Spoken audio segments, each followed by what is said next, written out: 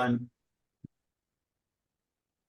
Okay, hello everybody. It's been a really long time. I have been MIA on the podcast side of things.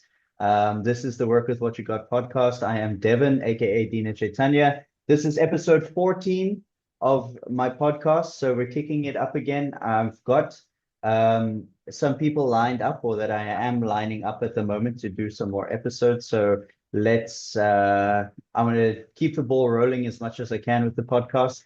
I found it really helpful um, for myself to speak with a whole bunch of different people on different topics, as I'm sure that you have found too. So today we have someone who is familiar to my podcast. So this is the second episode that Sarah is on with the Work with What You Got podcast. Just a reminder of who Sarah is. She runs an Instagram page and a YouTube channel called Nonviolent Communication. So yeah, welcome, Sarah. Thank you for being on the podcast again. Last time it was really great to talk to you. I learned a lot, and there's still a lot of things that we spoke about in the previous podcast that have stuck in my mind to this day. It's literally a year later. I looked at the episode on my YouTube channel just before this, before we clicked into this one, and it's been a year since we spoke on that podcast. So yeah, welcome. Thank you for joining us.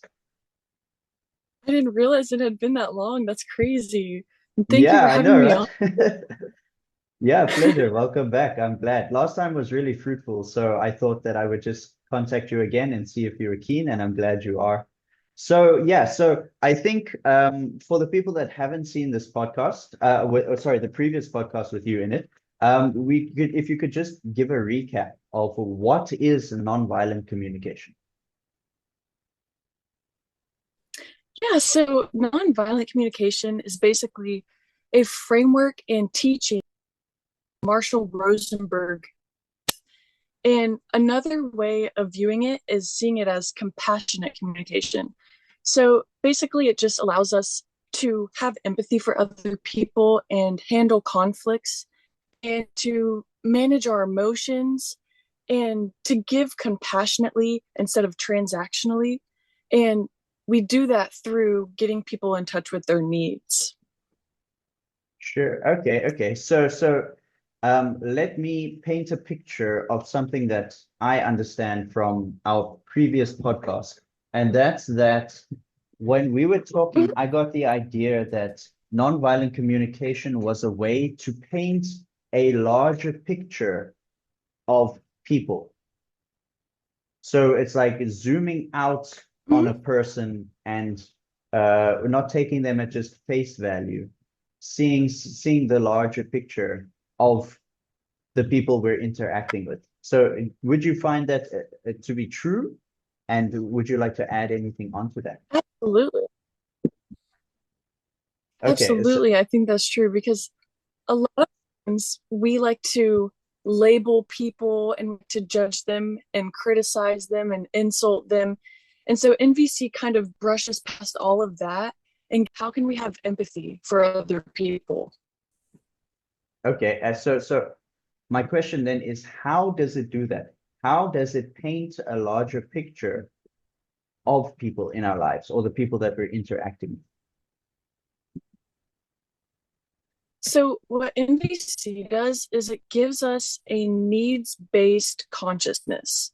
And so, if we are ever in conflict or we disagree about something, I'm able to see past my judgments that were already instilled in my mind from how I grew up.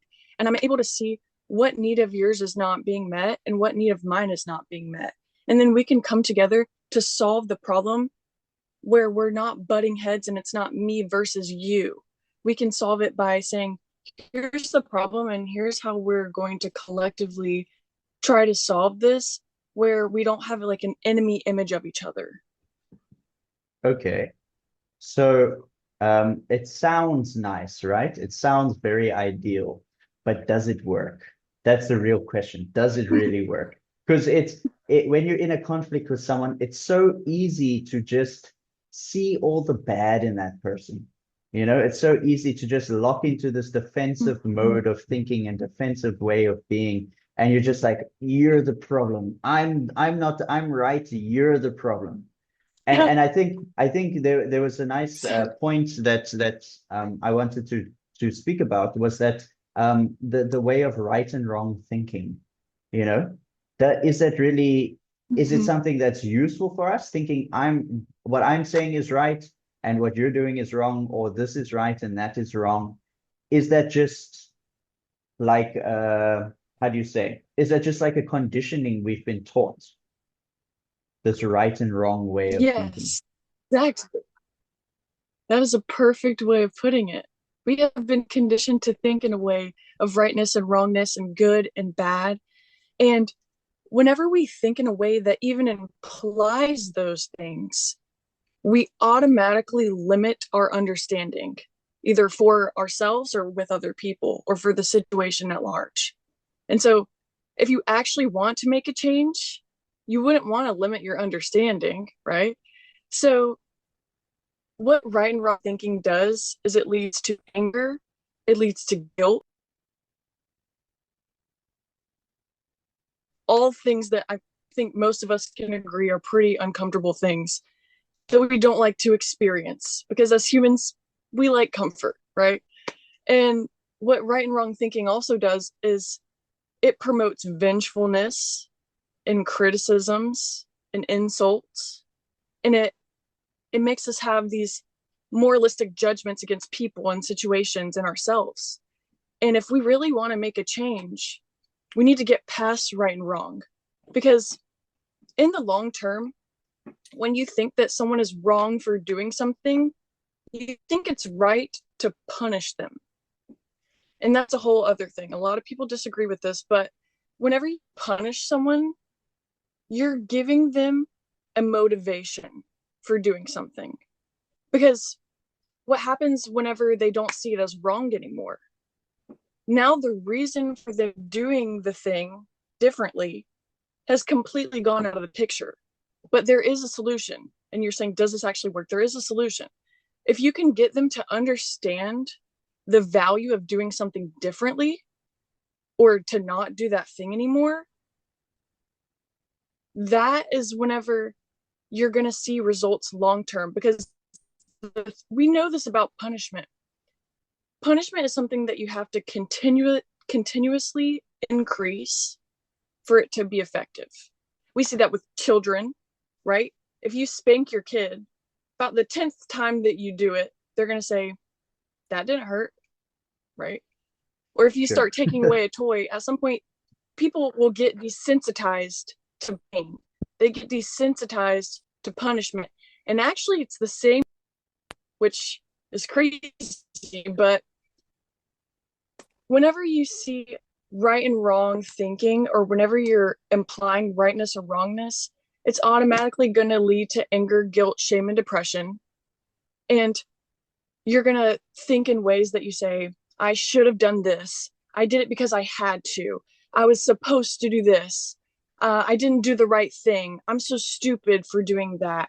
And I think that I'm bad for doing that because it was a bad thing. I'm a bad person, right? I should feel guilty Mm, for it. And all that does is keep you away from your needs. And if you're I not see. connected to your needs, then it's really hard to meet those needs and to come up with a strategy that is beneficial for you because you start to spiral. And so instead, what you can do is use nonviolent communication. And instead of making a moralistic judgment, you can make an observation. Think about what is objectively true. What is something that nobody could argue with because it is objectively true? Instead of saying, Mhm. I'm so stupid for doing this, say, what did you do? Let's say I hurt somebody. Okay.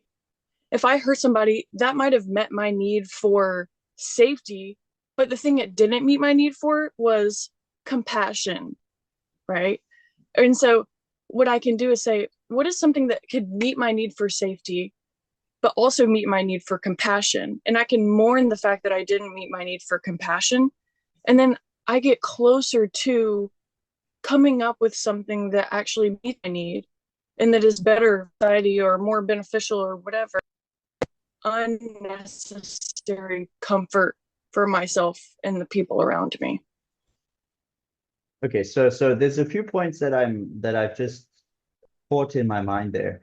And the one is that maybe I've just got the wrong end of the stick, but there's times where I have done something and because I was quote unquote punished for it, it helped me to realize to never do that again. Mhm.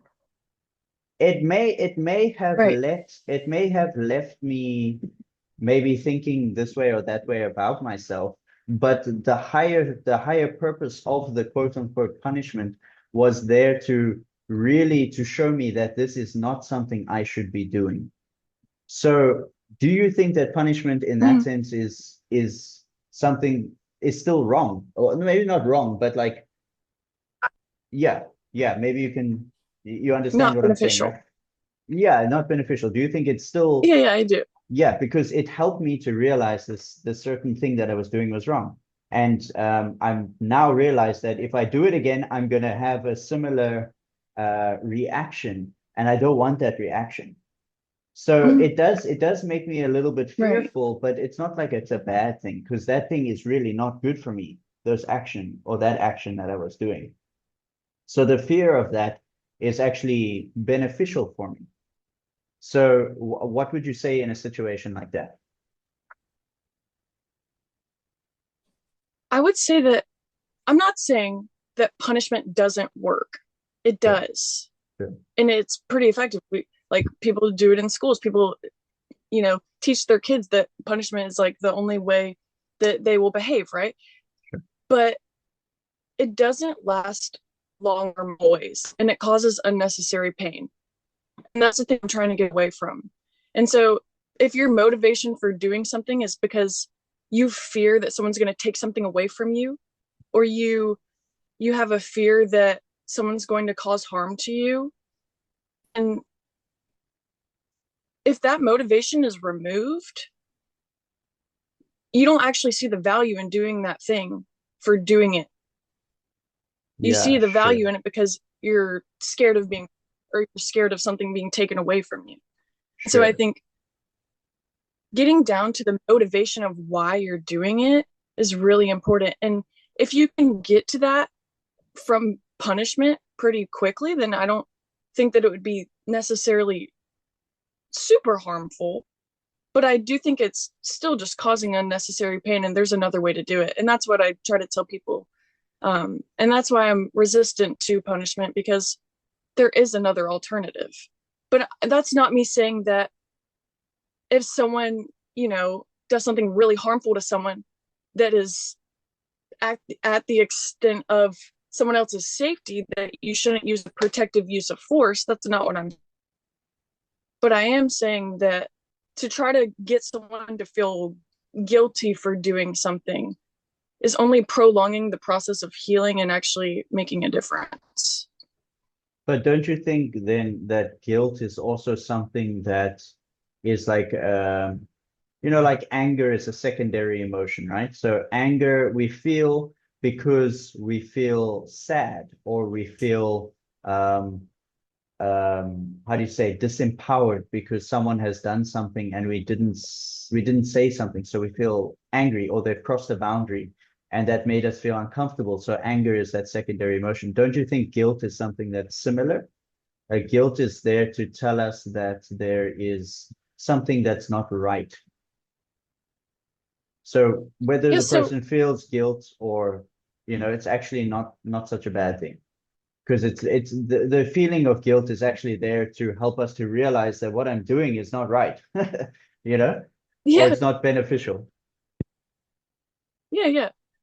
I don't think that there's anything wrong with feeling those things. Yeah, Like, let me get that straight. Like, I don't think yeah, it's wrong to feel guilt or shame or depression or anger, but I'm saying that those four things are a direct result of moralistic judgment.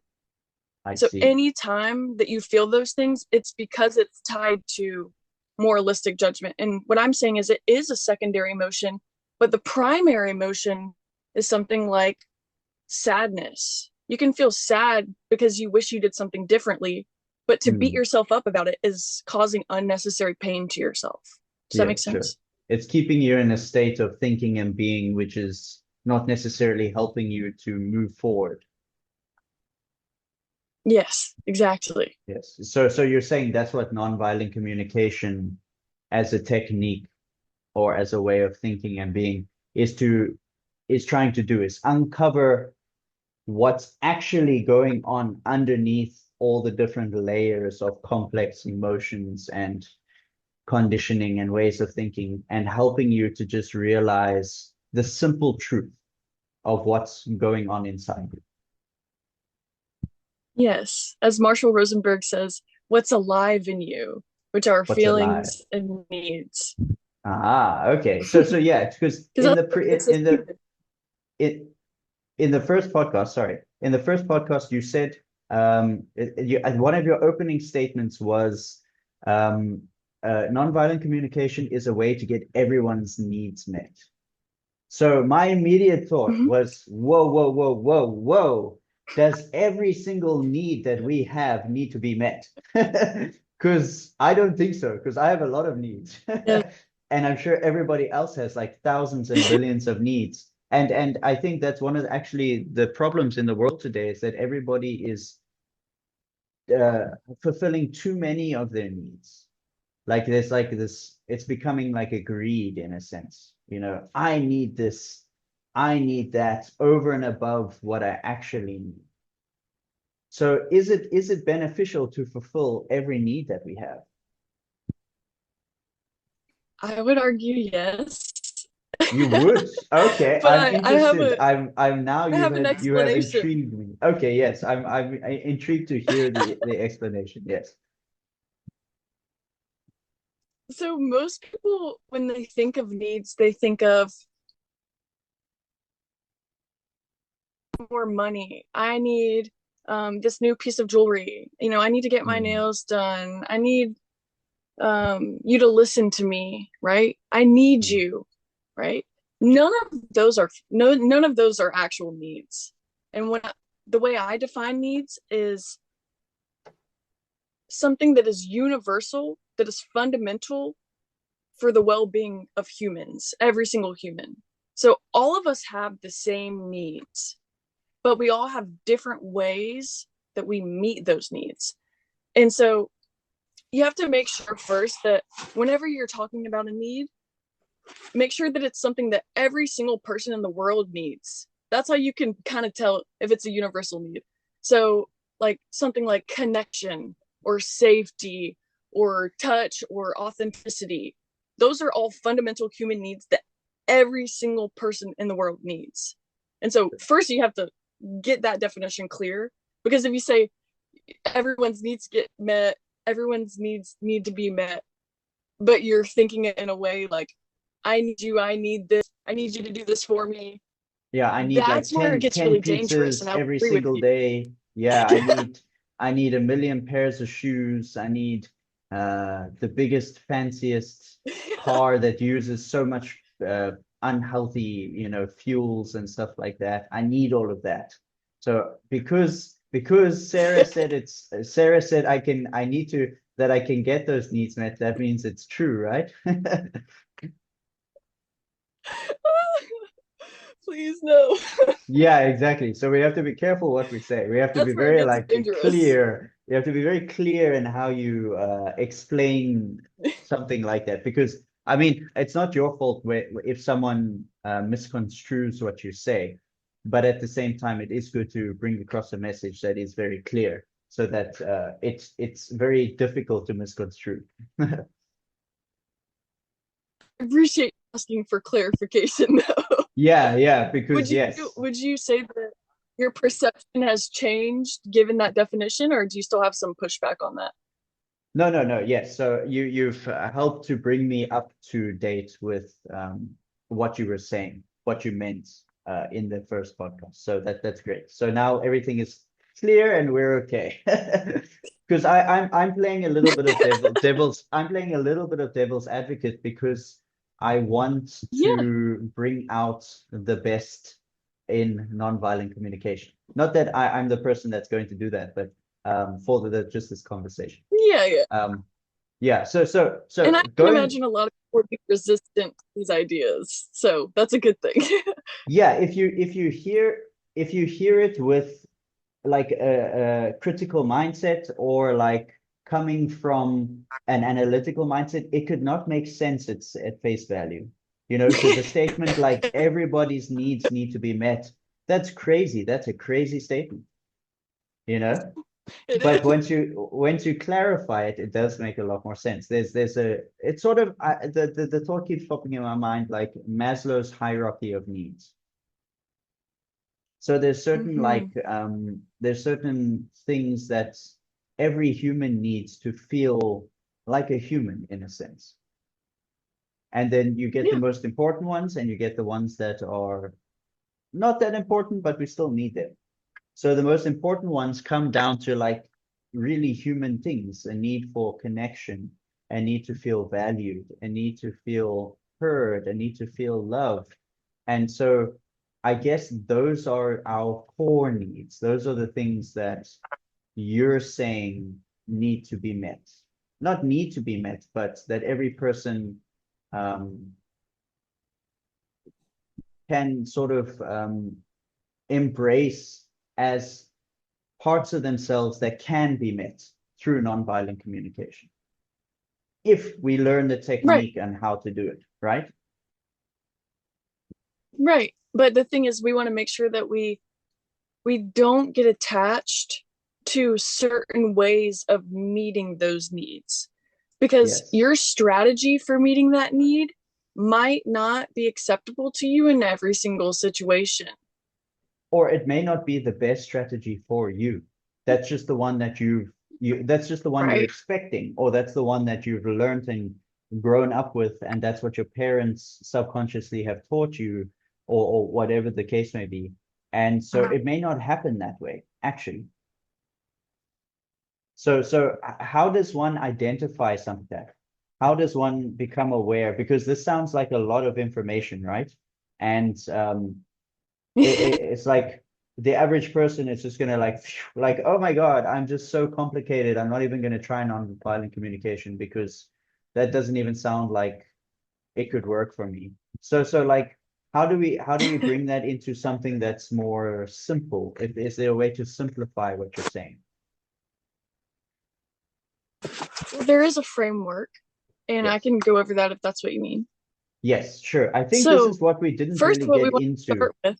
I think this is what we didn't get, we touched on, Oh, but we didn't yeah. get deeply into. So yes, I would love to go into this. Yes. Yes. Well, luckily for everyone watching, it's only 4 steps. Woo! I don't have like some 10-step frame. Only Yeah, it's not four like steps. 10 Easy to hours of remember. intense listening and writing down. Don't worry. Okay, that's great. Yes, let's go. 4 steps. So, is observations, and then feelings, and then needs, and lastly, requests. Okay, So, so the first first, one, what first is one, an observation? observations. Cool. What was the second one? Feelings. Feelings. Yes. The next one is needs. Needs. And the fourth one, requests.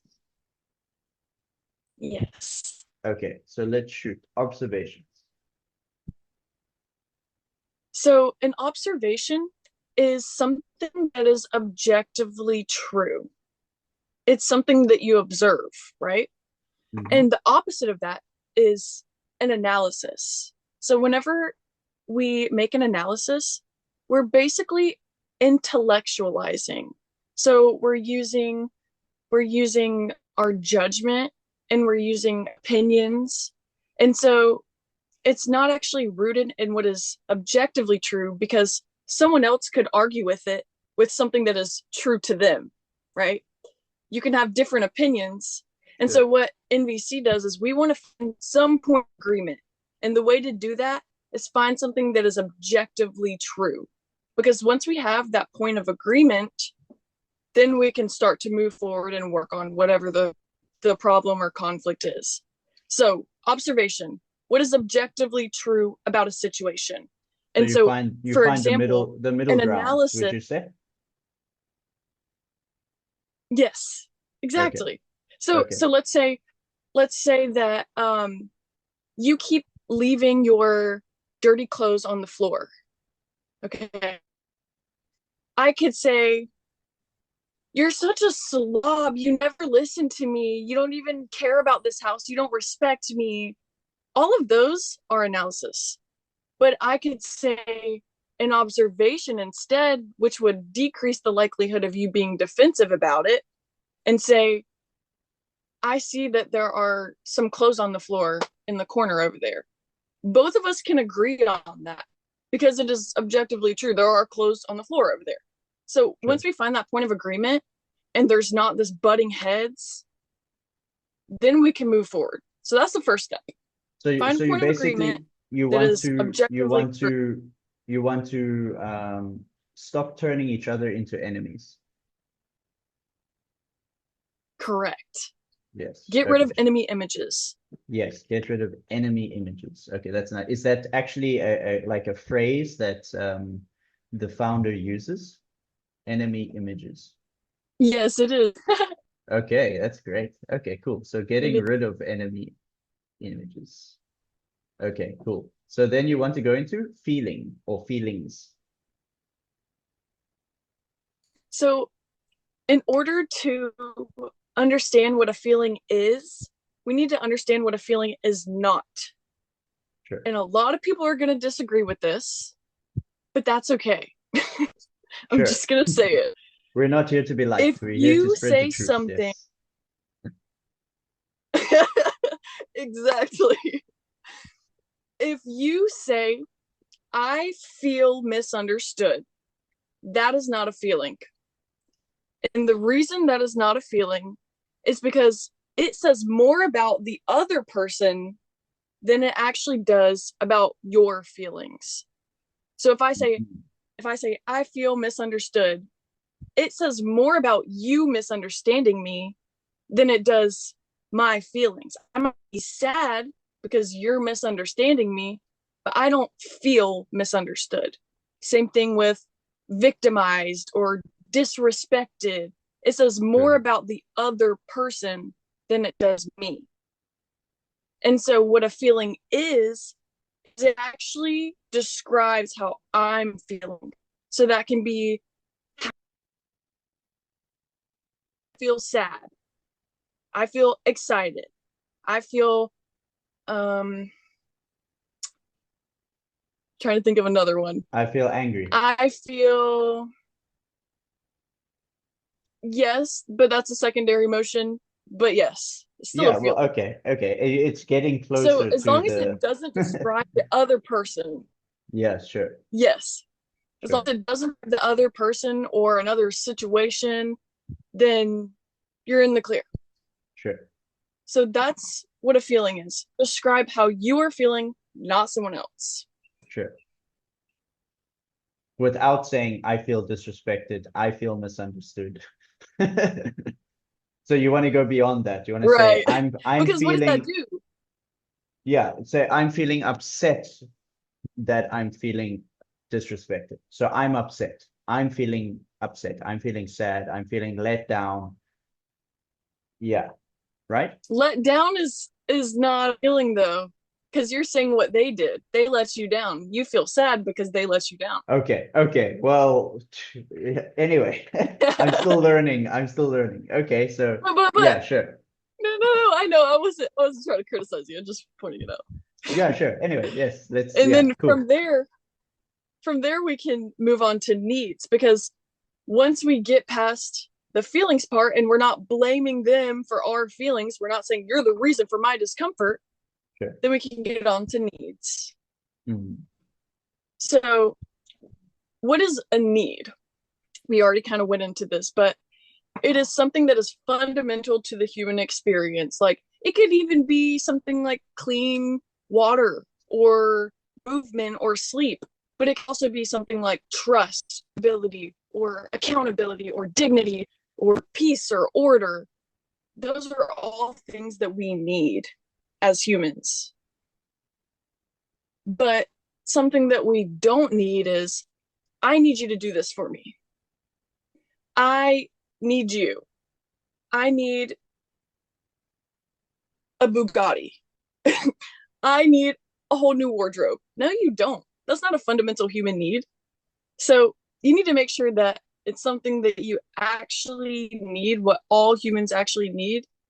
And that's a good way to tell if it's a real need or not, is does every single other person in the world need this thing to survive? And then the next thing, unless you have a question on that, do you want me to move on? No, pretty straightforward. Yeah, yeah. Fundamental needs, basically. Okay. Yeah. And we want to make sure that we don't mix the need with the request. And so whenever we're saying, I need you to do this for me, that's mixing the need with the request. So what is a request, right? A request is whenever I ask someone to do something or to not, no. I ask someone to do something to meet my need or to meet their need. But what a need is not is saying, you have to do this. Or asking, even with expectation that they will say yes, is not asked. And so whenever we're asking someone, we need to make sure that we are okay with them saying yes or saying no.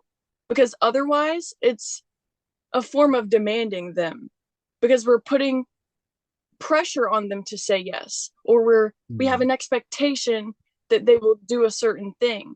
And so then they're not able to do it out of the willingness of their heart or the kindness of their heart. They're doing it because of pressure or an expectation, or because they've been demanded to, or they think they have to. So whenever we make a request, we want to make sure that you give the person the opportunity.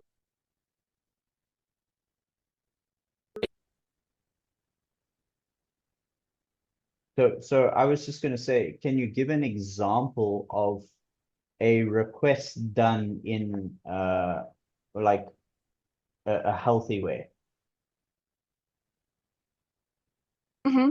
Here, I'll do not healthy versus healthy. Yeah. Good. Yeah. You can show the difference. Yeah, that'd be great. Yeah.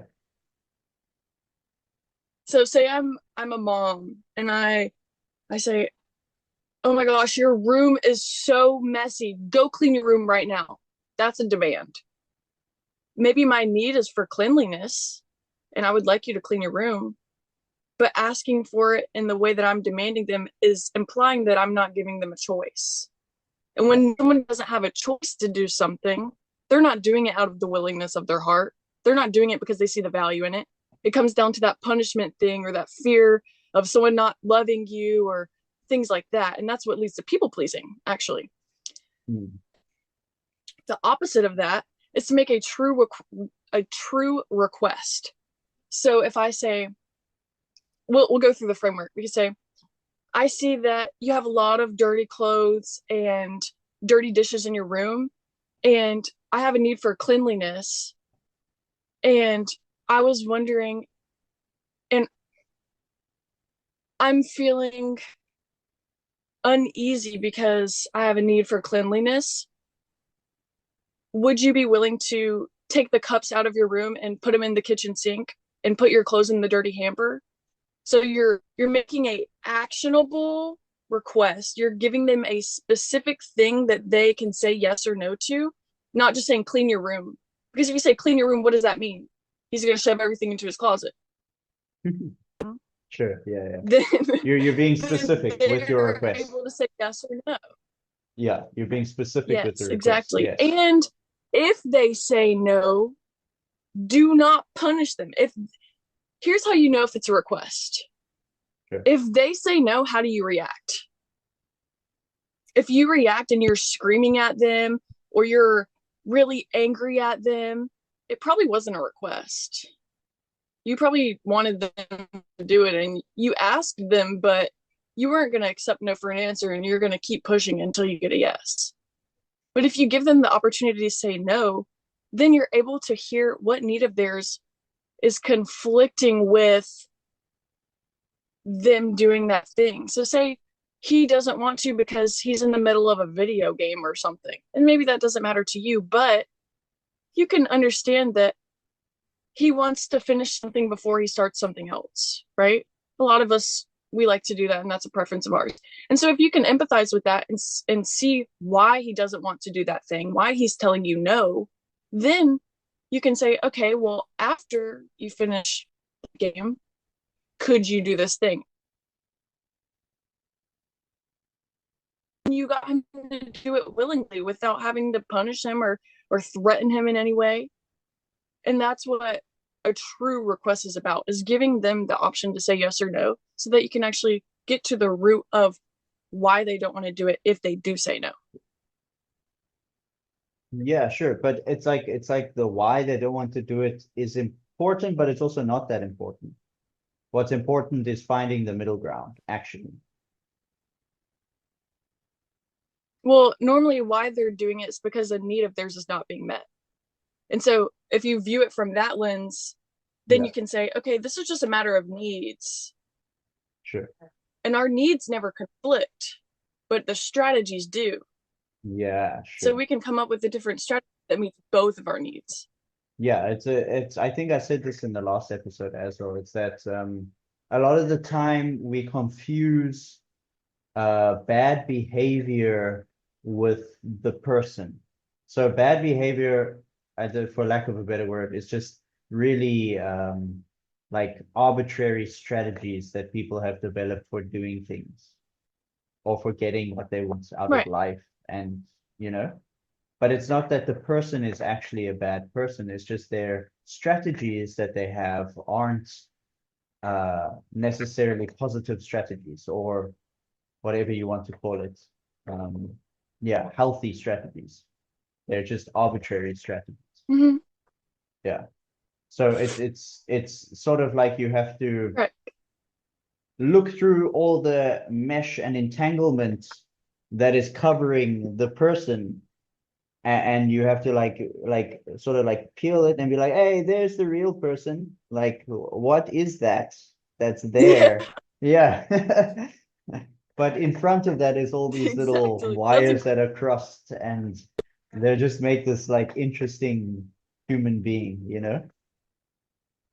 But yeah. And that's like, I have a question based on that, and that's like, how do you not get confused for like this sense of perfection over like allowing someone to be who they are, you know? Like everybody mhm. is a complex mesh of wires, and it's not that we need to change that necessarily.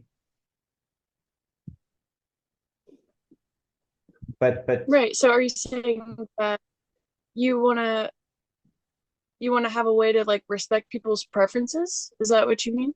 yeah, and respect where people are at, basically, you know, without trying to like correct it. Because I can imagine that you could use Yeah. nonviolent communication as a way to try and correct people, you know? Yeah. Like I can see this mesh, and here's, for the lack of a better word, here's the right way to do it. Nonviolent communication is the right way, you know? So how do you Right. manage that? The number one thing is to prioritize connection over correction. Yeah, Because you what is said that correction? in It's the telling last one. someone you're wrong. You're Mm, wrong for doing this thing and you should feel bad for it. That's what mm, correction is. So let's say even in school systems, they teach this. They say if they don't get the same answer as you, then they're wrong. And mm, basically their punishment is getting a bad grade, right? mm, But let's say there's a kid and he gets the answer wrong. And say I'm a teacher. If I was to use nonviolent communication instead of make trying to make him feel bad for getting it wrong or make him think that he's wrong, I can say, hey, this is what I got for this answer. And I see that you got a different answer. Can you show me how you got that? And so it's coming from a place of trying to connect with him and to understand what got him to that point. And it's the mm, same thing, not only with a math equation. Just in real life, it's saying, hey, I see that you did this thing, and this isn't normally something I would do in that situation. So I just want to come from like a place of trying to understand what led you to make that decision. And that's what NVC does. It's not saying you're wrong for what you did and you should feel bad about it. It's saying I want to understand what got you to that point and what is alive in you. What is something that you're really trying to get at? What are you needing that you're trying to fulfill? And why Mm, did you try to do it that way? mm. And then what? Does that make sense? Yeah, but and then what? And then what Well, happens when then you that's get where there? its strategy come in. That's where? What? Like, for example, in the math equation, you can Yeah. say, like, he shows me how he got it, he got a different answer, and I can say, oh, I got this answer. Well, normally, if they go through and walk you through and say, I got this answer because this and this and this, you can say, oh, well, let's try this, and let's break it down. So instead of looking at the numbers, we could break it down into like 4 dots plus 2 dots and then add them all up. So then instead of saying you're wrong and here's the right answer, you're actually telling them how your answer. And in math, it's different because there is one fundamental way of. Yeah, I was gonna say with maths, but I guess it's sort of like there are fundamental ways that things uh, can be done in life. So I guess you could also, if you understand the fundamental way of how things can be done, then you can also sort of guide people to the fundamental way, right? So you could find out what's really going on in the person, what's alive in the person, and you could understand that this way that they're doing thing is a bit arbitrary, and it's definitely mixed with a lot of weird conditioning. But there is a fundamental way for something fundamental the person could link into, and then to sort of get them to think about it, at least, if they're not willing to What would you make say a is an change. example? A way of something that's fundamental is that we're all connected to each other. So something that's fundamental, I think, is that there should be a level of respect for each other. And I think that's something fundamental for all of us, but not just for humans, but for animals and plants and every living entity around us, is that yeah, we're all living beings, so we should all, I would say should, but there can be respect. Yeah, And that's something fundamental, because a lack of respect is where we start misusing each other, because we don't really understand that there really is not much difference between you and me. It's only the outer exactly. coverings that create, and there's the sense of distance and my situation and your situation. There are some things that can create this illusion of difference, but really there's more things connecting us than things that are different between us. So that's something fundamental. Yeah, you're saying that you think everyone should have respect for each other. And I guess the way I reframe it is that it's a fundamental need. Because when you say like a fundamental way of being, it kind of implies that there's only one way to do it. But we know about respect, like my need for respect might be met Mm, one way, but yours is met a completely different way.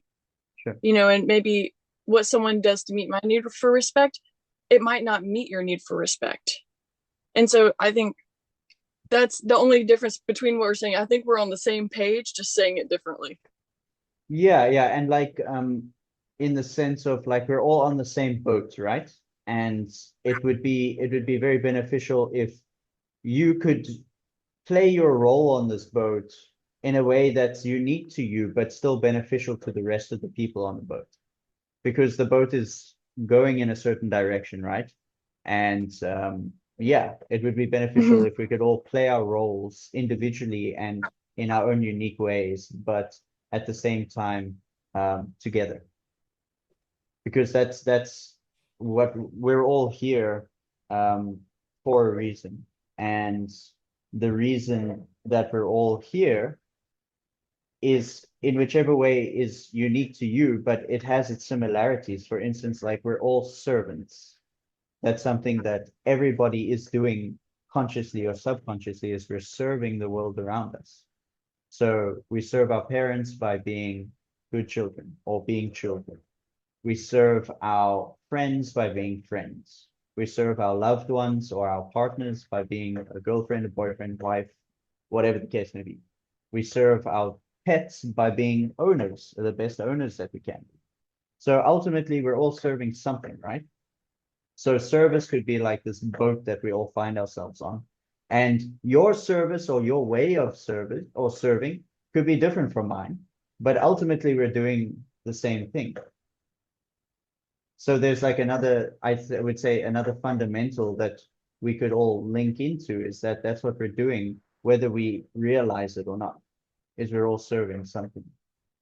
So I would say whether that's a fundamental Absolutely. need or, yeah, sorry.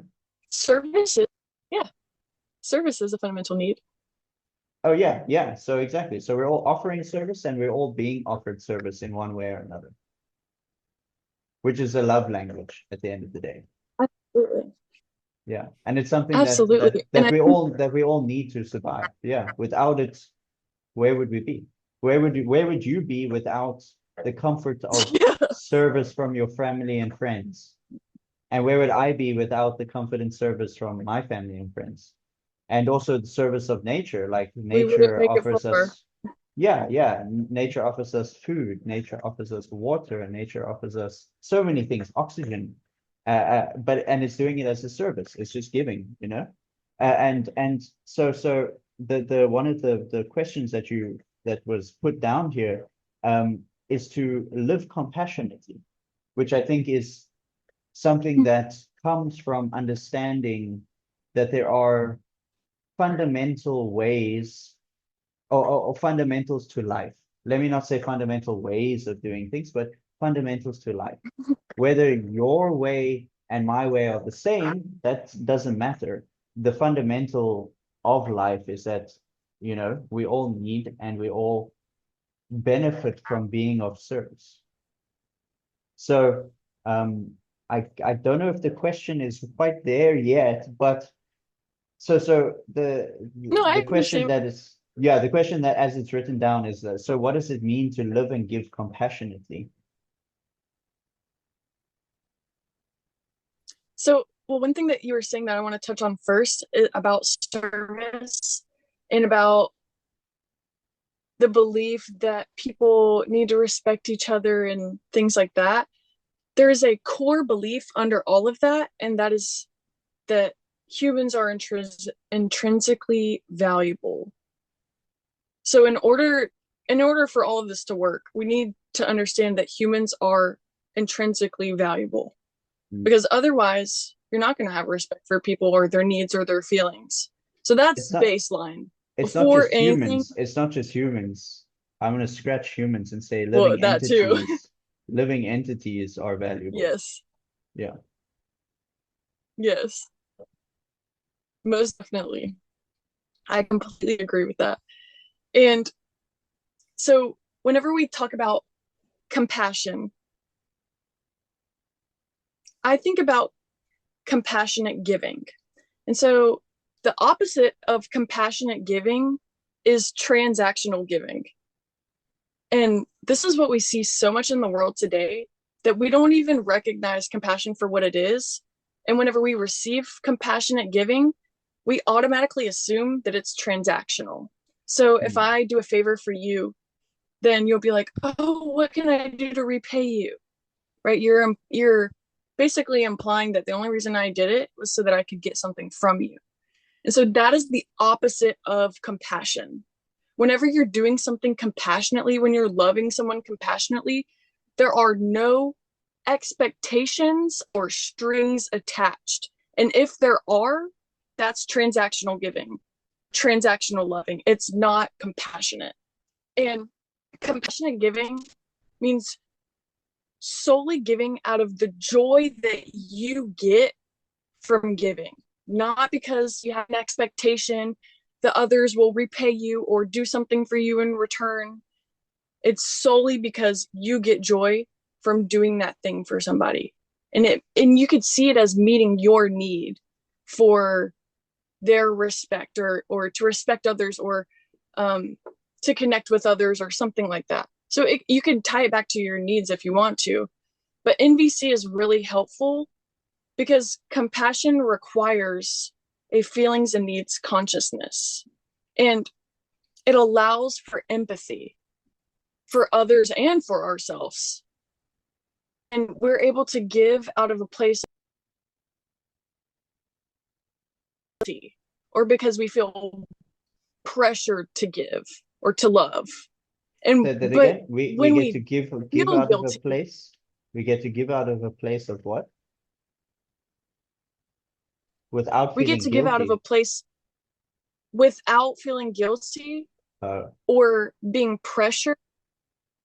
Because when we do feel guilty for, or if we have some sort of expectation, then here's the thing, that's what makes people pleasers. If I think that the only way I can contribute to you is when I am pressured to, or the only way that you can do something for me is if I pressure you, if you raise someone up that way, they're going to be a people pleaser, because instead of aiming to serve someone out of the kindness of their heart, they're aiming to please someone. And so the hmm. biggest thing is shifting from, don't try to please people. Don't expect things in return when you do things. Don't even expect a thank you. I know that's far, but That's hard. don't Yeah. even expect a thank you. Don't have Yeah, any yeah. strings attached, Yeah, yeah. because then you're doing it for the thank you. You're doing it because you're getting something out of it. You're doing it because you're benefiting in a way where you're going to get something in return. And instead, you can give where you're not assured, and where you're not going to make the other person feel guilty because you did something for them. You're not going to hold it, hang it over them, and you're not expecting something in return. And that's the key to compassionate giving. You have to do it solely out of the joy that you get from it. So it's all good and well to say give compassionately or to live compassionately, but how does one do that in a world where there's so many people who will just take and take and take and take? So for example, like you could paint this really nice picture. This is all you have to do is just give, just give, just give. That's all you got to do. But there are people that will insistently just take and take and take and take. So where do boundaries fit in? And is that a part of giving compassionately? Because from what you're just saying is that you should just give, right? You should give from the goodness of your heart. And so what if someone has a really good heart, but the rest of the people around them don't? I mean, where they're at. I'm not saying intrinsically they don't have a good Yeah, heart, yeah. but some people are really covered by a lot of stuff, and they're just very far gone. Um, so yeah, so where do boundaries come into above all play? else, above all else, you need to prioritize your well-being. Yeah. Prioritize your safety. If there's something that is costing you, something that is detrimental to your health, then you need to learn how to say no. Here's how to give and give and give and give your all, and not expect anything in return. If you don't know how to say no to things, people are going to walk all over you. And so here's how you say no. We kind of touched on it earlier, but whenever you're saying no to somebody, you need to communicate with them what is keeping you from saying yes. Because if you ask me to do something and I just look at you and I say no, are you Say going to have say that any say understanding that again. Say for that my, again. Sorry, do you just say that again if you can from where you, yeah, So if you ask me to do something, look at you and I say, you're not going to have any understanding for my reason of not wanting to do it. But if I tell you, no, I really need some space and I was going to take today off to meet my need for space and to have privacy and security, and you're setting that boundary, you're letting them have the opportunity to meet your need. So they're not seeing it as something you're taking away from them. You're not taking an opportunity away from them by saying no to an opportunity to contribute to your well-being. Mm. Which is unheard of nowadays, but Yeah, so if I could just put it into different words, is that you're allowing someone the opportunity to serve you. correct. Absolutely. Instead of seeing it like, oh, like I would and I really wanted to, but I got a lot going on and blah blah blah blah. And now I'm just making excuses and I feel bad, and I'm telling you that, what I have going on is not really that important because I even feel anxious telling you about it. And I think that you're not going to understand me, is basically the tone of what I was just saying. Mm. But if I say, here's why I can't do it, because I have this need that I already promised myself that I would for in serenity and I was gonna be on a vacation that week. And it was something that I didn't want to cancel. Yes, that's a strategy for meeting my need for peace. But if that's one of my boundaries is that I need a week to myself in a year, and then you ask me to hang out that week, then I think it's important for us to be able to say, hey, this is something that I promised myself that I was going to do, or something that I want to do instead. And here's the need that it meets for me. And here's the need that doing what you asked me to do doesn't meet. Like I'm not getting my need met by doing the thing that you asked me to do. Then once I can understand what your need is and asking me that thing, we can come to some sort of agreement. Say you asked me to hang out that week. I had a vacation. Then if I say I just needed that week to myself, we could schedule something for the next week. Because the only thing that was in the way of me saying yes to you was that I had a vacation. But let's say that I didn't want to do it. Let's say that I just completely didn't want to do what you asked me to do, no matter what. It was a hard line. Because we come across those things at some point. The thing is, we need to understand that we don't need to be tied to a specific strategy. So the person that's making a request is throwing a specific strategy at you. Mm. It's not a fundamental need. They're not saying, I need you to do this thing. Let's say they're saying, I need connection. So that maybe the way that we could say, I didn't want to hang out, but the way that we could connect was to FaceTime or to text or something like that. There's other ways that you could get that connection where we don't have to hang out. You know what I mean? Yeah, so I have some thoughts on different like for instance, the one that's just fresh on my mind now, but I'll come back to the one that's before this, is differentiating a moment where you need to communicate and a time when you don't need to communicate. Because I found, like me, I'm an aloof person. So I I would like to learn to communicate better, but I've also found that my aloofness provides a space where I've just realized sometimes I don't need to say anything. And that's okay too, you know? So Mhm. we're talking a lot about communicating, discovering needs, but where does those moments fit in where you just rather just don't say anything? And that's a clear, because sometimes saying nothing is even better than saying anything at all.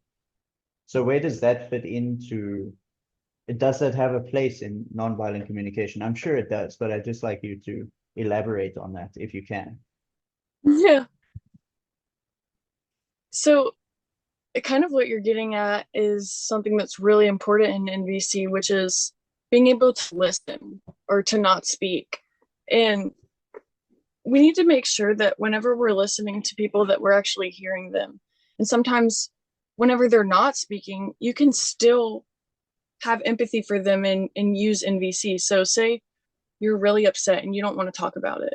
I can still think about what you're feeling and needing. It doesn't require someone else to be talking. I can still have empathy for you and understand what you're going through and do something that will try to help you. Or say there's nothing wrong or there's nothing that you're feeling discomfort about. Well, then you don't really need to use nonviolent communication because NVC is basically for conflict resolution or whenever your needs are not being met. So Hmm. the other important thing is sometimes it's important to communicate with someone that you don't want to talk about something or that you need space. So you can say, like, I tend to not open up about my feelings a lot, or I tend to process things internally instead of externally. You know, some people have that preference. So if you communicate to someone that that is your preference, and then you say what need it meets for you, you say it meets your need for serenity or peace or um, like self trust or stability or something like that. Then if you can communicate that to someone, they're a lot more likely to have empathy for you and to actually respect your request and not talking about it. But if you can't communicate that, then they're going to think you're ignoring them, or they're going to say, "Why do you not care?"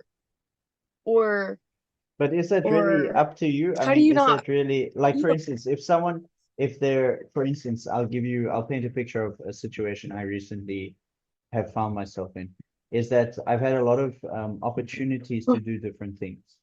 And oftentimes what, I mean, I initially got said yes to a lot of things.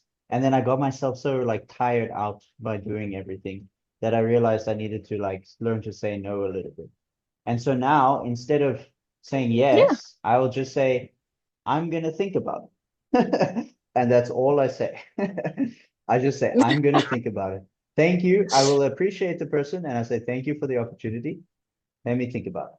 That's all.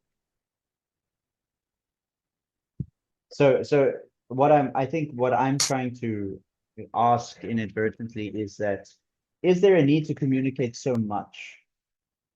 Or is it, you know,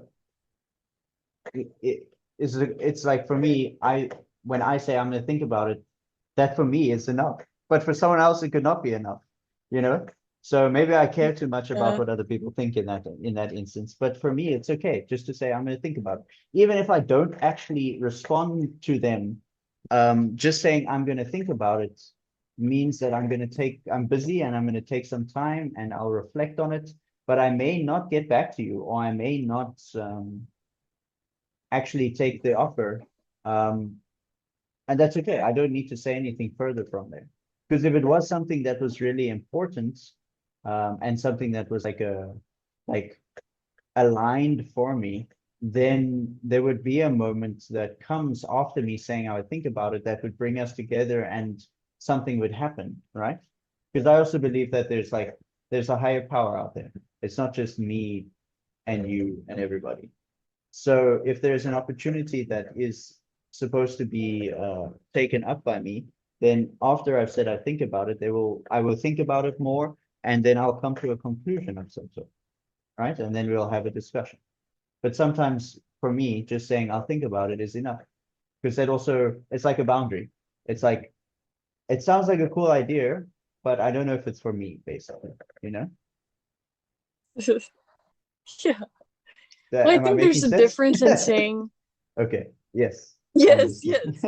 I think there's a difference in saying that you'll think about it and actually meaning that. Like you're being truthful in saying that you will consider it. Yeah. But then there's another way that you're kind of saying that you already actually made up your mind, but you don't want to tell them that. Because if you did want them to know that, you would just tell them that. And so Yeah, I no, no, think it's not that. It's more there's a just little like bit of I'm into genuinely there. no, no, no, no. I'm when I say I'm going to think about it, I'm genuinely going to think about it because I'm the type of person that if it's not for me, I'm going to say it because I'll just know it's not for me, you know? But if I'm curious about it Yeah. and I'm interested in it, but I've also got a lot going on, Mhm. then I will think about it and see if I can find a space for it.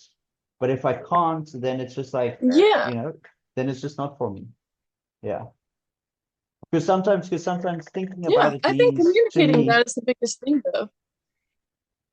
yeah, yeah, sure. But for me, saying I'll think about it is enough. Or am I the one that needs to be more communicative, is what I'm asking. Well, it depends on your relationship with someone. Like for example, I wouldn't say that only because I would want them to know that I'm gonna come up with an answer or I'm not. So if it's a no automatically, then I don't want them to be waiting around Yeah, for an sure, answer from me. sure. But then but if there actually is a possibility and I just need to work out a time or create space for it, or there's something that I need to make sure of before I do that thing, then I would just tell them that. I say, hey, I have a lot on my plate right now, and I really don't have a lot of free time, but in the future, I'm leaving the door open so that there might be an opportunity to do that again. And then they won't be asking you, hey, did you think about it? Did you consider it? Because we all know when someone says like, "Oh, I'll think about it." How long does it take to make a decision? I think, I As it think, takes as I long think as you to say yes or no. I think that sometimes, yes, I agree with you. And I think also sometimes that in saying I'll think about it, it's like you can feel that this is a no moment, that maybe this isn't the right person to ask. Like for example, just trust me on this one. Just trust me on this one. This is something that I've Okay. developed. It's like a special skill. So for instance, I come to you, Sarah, and I say, Sarah, I have this wonderful idea. I would like you to be a part of it. And you say, and I tell you all the details, and I say this and this and this is what I would require of you for this, and this is what it entails. And you're like, okay, Devin, let me think about it. And you don't respond to me. Some time goes by. And then in that time that goes by, my intuition tells me it's a no because it just doesn't seem like the right thing. Maybe I was rushing too much, or maybe there's something else that needs to take place first. So there doesn't need to be a communication other than that. Does that make sense? But are you expecting someone to read your mind? No, I'm not expecting someone to read my mind. I'm just expecting someone, not expecting anything, actually. I'm just, uh, how do you say? I think sometimes saying I'll think about it is enough. Like less is more sometimes, right? I think if the other person is on the same page as you, if they know what that means to you, then I don't see a problem. But I think not letting people know your priorities, or that you need space, or that you're not going to make a decision. Sometimes people just pick it up, right? I mean, sometimes I know I do. I'll pick it up. I'm not I saying get it everyone though. has to You be want like them me. you want them to take the hint. Yeah, yeah, yeah. Exactly. Exactly. Exactly. Exactly. Exactly. Not because I'm scared to say something, because I just don't feel like I need to say something. So yeah, not Yeah. everyone is gonna get the hint, and that's fine because then we can communicate and I'll say, I'm sorry, I did think about it and no. But sometimes the hint is very big and it's there to be gotten. So like if I you get didn't get that. the hint, I that's I fine. I'm would not no I would judgment. get more on the side of clarity, but I do understand where you're coming from. Yeah, anyway, anyway. So anyway, so yes, because I am a very busy person. So it's not I am definitely not trying to be rude to anybody, but I have a lot of things that I'm trying to do. And this is, I'm so grateful we're saying it. I'm saying this now is because that's how boundaries. So having a purpose helps with setting boundaries, because when you Yes. have a purpose, when you have things you're busy with, then it's easier to say no to things that aren't in line with what you're doing, because you already be like, I'm so full of Correct. doing things that this is just something very extra that I don't think would be very beneficial for me to do, because I'm already really full of things. I'm already doing a lot of things. So it's like someone said it to me, said it, I follow this guy called Gary Vaynerchuk. I don't know if you see his stuff on Instagram. Anyway, he said it's like you have to learn to be selfish in order to be selfless. So that means learning to Hmm. say no to things that are going to consume too much of your time so that you can continue giving in the area that you're already giving. Because when I am on my purpose, a part of my purpose is to give to other people. That means that if someone Hmm. comes along and is like, hey man, this and this and this, hey, this and this, we need you here, we need you there, I'll think about it, because I'm already busy with a lot of things and I'm giving in this direction, but you wanted me to give in those directions, and that's going to stop me from giving in this direction. And sometimes that's good, but a lot of the time that's also not very good, because it stops the flow of what I'm doing, you know?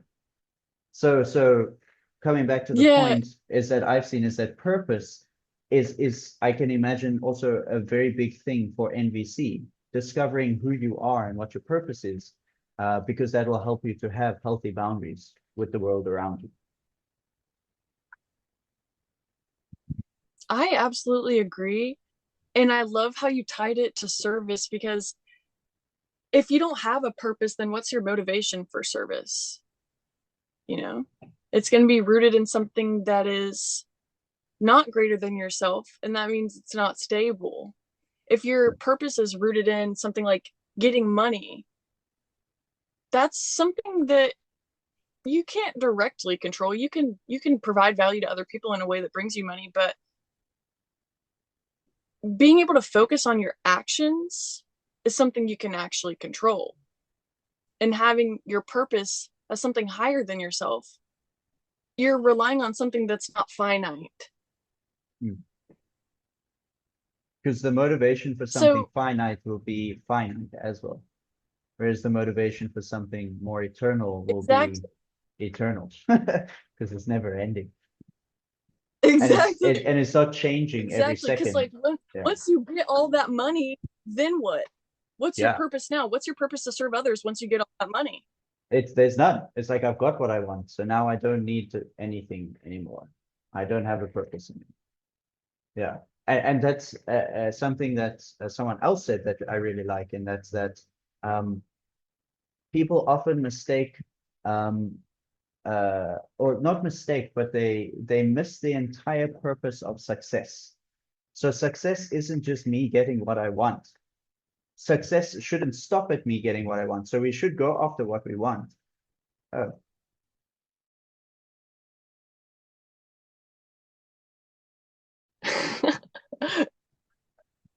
okay, it's still going on. We're live. Sorry, I have no idea what I'll happened. I'll I'll go back. Yes. And I was also saying something. So yeah, you carry on and then I'll carry on with what I was saying. Yes, go. So, in order to serve other people and in order to pour into other people's cups, as some people like to put it, you need to pour into your own cup first. Otherwise, you have nothing to give.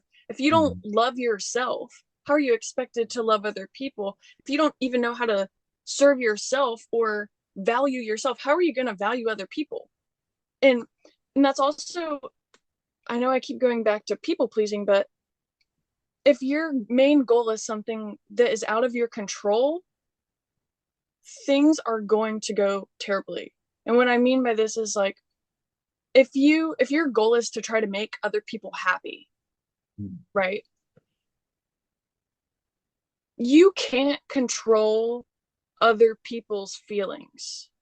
That is not to say that you can't contribute Mm, to other people's feelings, but you do not determine how other people feel. Oh, like you can't make everyone happy. I say you can't make anybody happy because you can do things that would normally make someone happy, and that day it just doesn't. But that's not because of you. You're not responsible for how other people feel, but you are responsible for your actions and how you respond to what they do or what they say. And mm. so to think that you can control other people's feelings is a form of subtle manipulation. You're saying, I have control over the way you feel and how you're going to feel in this situation.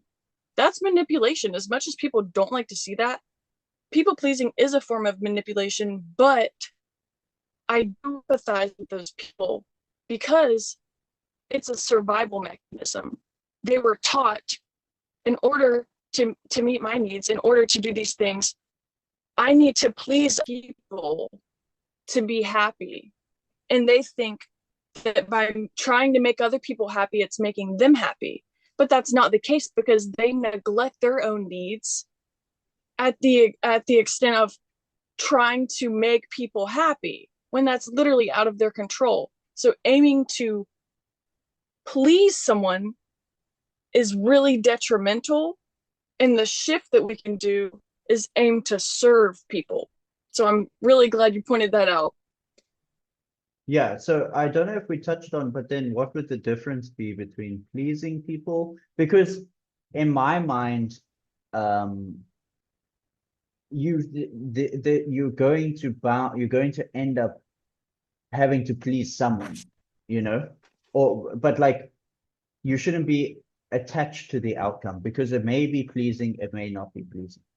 But we have to please people in today's day and age. It's just the way the world works. It's just something that it's the way the game is played, right? If I go around thinking I don't have to please anybody, that is a freeing statement, but there will be a point where you realize that I do need to please somebody, right? Not because I need to, like because it's like reaffirms my value, but because that's just the way the game works, right? So there is a need to I know, I please people. understand. Yeah, there is a need to please people, but it's not like you have to constantly please every single body to have a sense of value in the world. And I think there's a difference. That's the difference between people pleasing and then how the world works. Because you do need to please people. Like if you watch anybody in any situation where there's like an authority figure, um, you do need to please the authority in some way or another in some circumstances, whether you're at work or whether in your household or whether in a society or something like that. Um, yeah, I'm not saying you have to go beyond and above. If someone is really doing something wrong, you don't have to be pleasing to that person. Like that's just silly.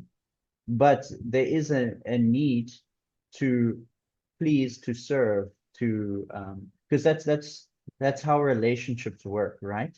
You want to play into the relationships because we're in a relationship with everything around us and specifically with other people. And so to play into that, and to play the game, but not saying it in like this cold, everything's just a game, but to play into the game of life, pleasing others is a part of that. But it should come from a healthy space, you know, not from this, I use it to determine who I am. I use it to determine my value. Because if you do that, you're not only manipulating or trying to manipulate others to give you a sense of value, but when they don't give it, then you fall even further down and you're like, I'm really not worth anything. I already felt like I wasn't Mm-hmm. worth anything. And now I feel like even I'm worth even less than what I was feeling. Yeah. I Yeah. would say that I totally get what you're saying, and I think you have a healthy perspective of it. And I think just the wording that I use is different, but both pleasing people and serving people are about action, taking action for others, right?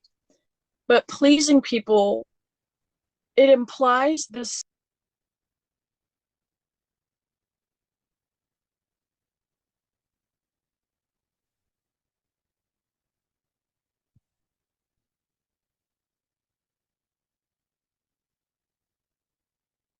not what you do. You can contribute to that, and that's what service is. But to Mhm. think that you control someone's happiness with your act is just not true. Yeah, sure. And It so requires a level it of carries a detachment, weight of basically. expectation, Yeah, there should be right? if you're And then engaged if or you you're do something yeah. to please someone and it doesn't, then it's rooted to your self-worth. If you are Mm, or if you're doing something to please someone and it doesn't please them, then you think you're a bad person or you didn't do the right thing, and it just negativity. creates a mindset where it's not enjoyable to Yeah. take action for others because you're basing it on someone else's pleasure as opposed to what you can do for them. Yeah, I Does think that in make any sense? Like I I know think we're I get what you're saying. yeah, It's yeah, I like think we're on the same page. I think we're on the same page. Maybe we use different ways of expressing our ideas, yeah, but yeah. I think we're on the same page. Yeah. And I think the main thing is that it just comes down to having a sense of detachment because your actions may be pleasing to Mhm. someone and they may be the complete opposite to someone else. It may even be pleasing to someone on one day, but completely displeasing to that same person on another day. So there and detachment comes from having a healthy sense of self-esteem and having boundaries. Because when you have if you're focused on Yeah. something, other things don't bother you that much. You know, someone's rude to me one day, that's fine. It doesn't really matter. I've got things I need to do. You can be rude. It's cool. Still need to focus on what I'm doing. So be rude, get it over with Yeah. so I can focus, you know? It's a sense of detachment in a healthy Yeah. way. Maybe that's a bit of an odd description, but or analogy, but um, yeah, uh, Well, it's like you're the not sucked into other people's pain, or you're not yeah, sucked into your own pain. You can see it for what it is. exactly, exactly. This person is just stressed. This person is just needing some attention or something like that. So okay, get it out. We done? Great. Let me finish what I'm doing. Thanks. In a kind way, you know? We do it. Yeah, yeah. So yes, so Another thing I yeah, yeah, would be interesting to touch on this note is about happiness. sure. Is that something that you want to hear more about?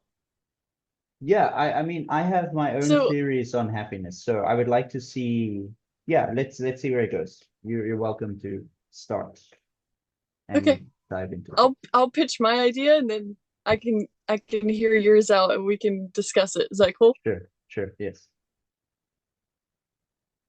Okay. So we were talking about pleasing other people or trying to make other people happy and how I think that that's potentially harmful. But I also think that creating happiness as a goal for even ourselves is potentially harmful.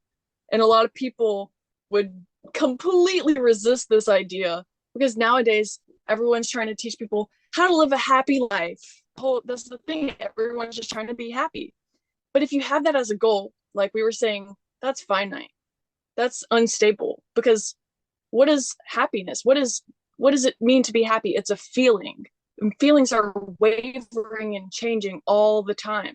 So if what your motivation is rooted in is trying to chase something that is not even there all the time, then you're going to be running around crazy, not even knowing what your aim is. And this is a really cool analogy that has changed my perspective completely on this. Think about whenever you are having a meal, have you ever eaten some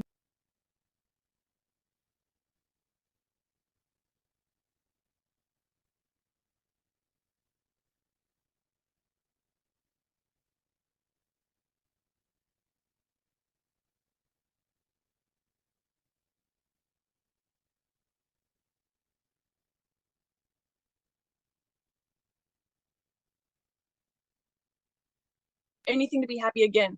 And that's just not how it works. It's the same with all other needs. You're not going to do one thing and that need is going to be met for the rest of your life. That's just not how it happens. And so anchoring it in something that is wavering all the time and setting that goal of being happy is it's just literally impossible. And it's going to lead you to be more unhappy because So you're never so going to be able to obtain it. so just going back to the meal idea, because it cut out just as you said, the sound cut off there. So just as you Oh, yeah. said, the whole meal idea is that from what I gather from what you're saying is that you have a favorite meal, and even if you get like 1,000 of your favorite meal, after like the 10th meal in one day, you're going to be over it, right? So it's not satisfying all the time. You'll eventually reach your satiation point and you'll be like, this isn't my favorite meal anymore. It is, but it isn't, because it's like Yeah. I'm done with it. I'm gonna go like a few months without it now because I ate too much of it. And so that's what happiness is like, basically. Happiness and sadness. They come and go of their own accord. And being attached to being happy or having it as a goal means that you're gonna come and go. Basically, your energy is gonna come and go of its own accord, because you're chasing something that keeps jumping up and down all the time. Because I mean, even in one day, Sarah, Yeah. how often are you happy? Probably like a few times in one day, right? And then in Yeah. some moments you're Yeah. also It's like, not a damn, continuous thing. yeah, exactly. In some moments you're probably like mellow and you're neutral, and then some moments you're probably sad because I was overthinking this, or was undervaluing myself, and I was like, whatever. And then you have a realization, you're like, oh, I'm happy again. Woohoo. Yeah. Yeah, so It happiness, fluctuates. yeah, all It the time. Yeah. more what I was saying was that you've never eaten a meal and thought, Mm, I hope this meal is so filling that I never have to eat another meal. So why mm, would we apply that same logic to our feelings? It's like if we say, I'll be happy when I get the house, I'll be happy when I get the boyfriend, I'll be happy when I get 1 million subscribers on YouTube. You're saying that you want something that's going to make you so happy that you never have to do anything else to be happy again. And that's just not how it works. mm. Like a one cure for everything, right? I just need this one thing. Just this one thing. Right. And then when you get it, you're like, no, no, no. Okay, now I need something else. It's just that thing. And then when you get that, you're like, no, no, no, no. But it's just this other thing that I really actually was needing the whole time, other than those other things. And there's always something else that you'll need when Always really, something. yeah, exactly. And that's the nature of, according to the philosophy that I practice and read, it's the nature of the soul is to always seek pleasure. So we find pleasure in many different things, but ultimately real pleasure comes from being of service to the world around us, and giving the world something valuable, you know uh and that's where real pleasure is found. Yeah, it doesn't come from temporary things. It comes from more eternal things. So what's your view? What's your view then? Would you say there's something that is more fundamental than pleasure, because someone can do something that is pleasing to them but is harmful to others? So is there something that overrides the there's pleasure there's different aspect? there's different there's different levels of pleasure. So there's more eternal pleasure, which will come in a higher frequency. The actions will be of a higher frequency. Like there's different ways we can achieve happiness. There's temporary happiness and there's more long-term happiness. But happiness is just a word, right? It's actually, you don't derive happiness, you derive Yeah. a sense of peace from it. Yeah. So Yeah, or pleasure has, joy. Joy is that yeah, or persistent. joy. Yes, yeah, yeah, yeah. Or bliss. I mean, the language is just a way we describe things. There's many different ways you can say the same thing. And so pleasure also has different levels to it. So someone may find something that's very destructive, very pleasurable. But then is the pleasure like covered by ignorance? Or is it actually something that is actually pleasurable? Like that is bringing, because something that is actually pleasurable is not going to be just pleasurable for you, it will also be pleasurable for the world around. And I think that's what we get confused with in So today's day you're and saying age, is there's that, a Are you saying there's like an objective standard for what pleasure is, and some people they get it confused and they think that it's something else? I guess I'm a little confused because when I think of pleasure, I think of it as this subjective thing that's like different for everybody. It's sort of like a preference, or like something that brings me pleasure is different than something that brings you pleasure. So I But guess I'm there's a little bit curious what fundamentally you think. things, yeah, there's things that give all of us pleasure. And it could come from just a few things. So for instance, like being loved, that gives everybody a sense of pleasure. Unless you have some weird thing that's like shuts you off. Psychological, yeah. Yeah, yeah, like a psychological thing that you're completely unlovable. But fundamentally, there's things like that that give us all a sense of pleasure, a sense of inner, like it lights you up, boom, you know? So pleasure is not just a subjective thing, but it can be in a certain frequency or a certain set of actions can just give you subjective pleasure. But there are things which are higher than that that can give you non-subjective pleasure, whatever the opposite of subjective is. Actually, I've never thought about it that in-depthly. But yeah, so there are things that you can do, and there are how do you say? There is a state of pleasure which is not based in just material things. Because pleasure, whatever, so again, in the philosophy that I practice, anything here in this world is also in the spiritual realm. So we can experience pleasure here. That means you can experience pleasure in a spiritual way too. So I guess to put it into simple terms, you get like more material pleasures, and then you get more spiritual pleasures. And so that would be the difference, because the material pleasures are generally short-lived and generally unfulfilling in the long term. Whereas spiritual pleasures are not short-lived and they often fill you up long term, or they sustain you for a longer time. For instance, for example, you have a spiritual encounter of some sort with something, God or whatever you call that, you're going to remember for the rest of your life. And that will sometimes can push people through the hardest times, you know, that just one moment of Mm-hmm. connection or whatever, you were praying or you read something or you spoke to someone or this Gotcha. thing happened. Yeah. And there was just this realization, this click, bing, or this feeling in your heart or this knowing. And so those types of things are more eternal. Whereas something like I'm gonna drink this Coke because I'm celebrating a win. Woohoo! You know, like Yeah. it's pleasurable, but like No, if you I'm had to glad you do made it, that distinction. yeah, if you do it continuously, every time I am winning, I'm drinking this Coke, your health is gonna deteriorate. Like, Mm. yeah. Yeah.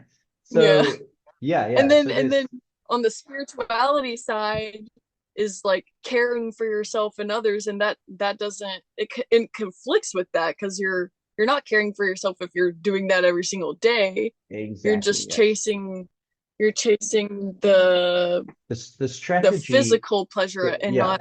the strategy is warped. Yes. So the need for pleasure or for experiencing pleasure is in everything and every being, but the strategy of how we do it is very warped a lot of the time. So we think something is giving us, so I want pleasure, but we think this thing is going to give it to me, and it does, but only like this much.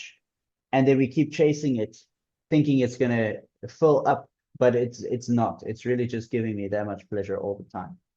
It's not really filling anything up. You Mhm. know, it's just giving me that, And the thing and I'm about thinking those that's things is, eternal, you know? Yeah. and eventually you have to keep increasing it for even to feel the same amount. Yes, And exactly. that's what you see with addictions, and when people are obsessive in relationships, they're chasing the feeling instead of something that is tied to something higher, like their purpose or meaning in life. Mm. And oftentimes the pleasures we're looking for it doesn't, they're not just given to us. It's not just that easy to get because if it were easy to get, it wouldn't be valuable at the end of the day. Mm-hmm. So yeah, a lot of the things a lot of the things we're getting pleasure from are easy to get pleasure from, and that's why we go to them. It's people don't It's want to like put in the shortcut. work. Yeah, it's a shortcut, exactly. And the shortcut often doesn't lead us to where we want to be. Yeah, It's not fulfilling because we didn't yeah, actually put in the work to achieve the thing. yeah, exactly. That makes a lot of Exactly. sense. Yeah. And So I'm ultimately, curious, what is it that you practice or that you believe? Yeah, go so ahead. I practice Krishna consciousness. So basically it's just it's one of the ways to love God, basically. So yeah, we read or I read books from ancient India called the Vedas, and it's all basically just strategies that were given to us by God and how to come back to Him. And one of the main strategies that God talks about is to understand the difference in pleasure, because we're all pleasure seeking, as I just said. We're all pleasure seeking by nature. It's in our soul's DNA.